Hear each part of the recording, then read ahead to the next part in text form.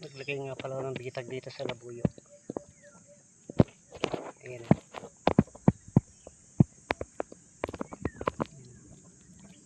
Ang labuyo. 5 piraso pala yan. Nakita kong anak ng ito. Ibon na ano to?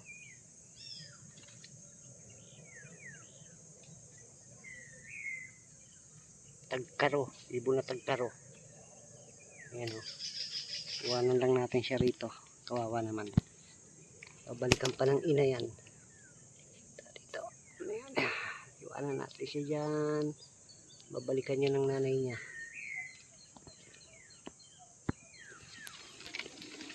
Dito natin yung ating bitag.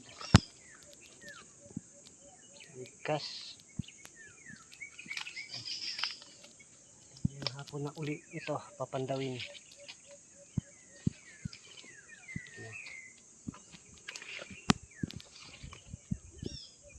Ayusin ko muna.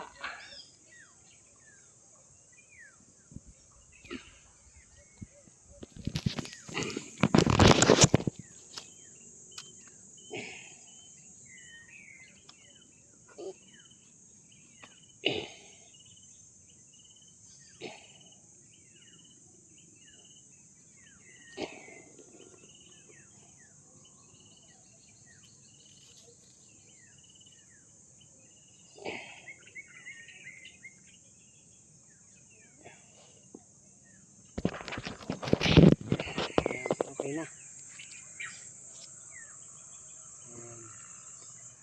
Ito yung bawig niya.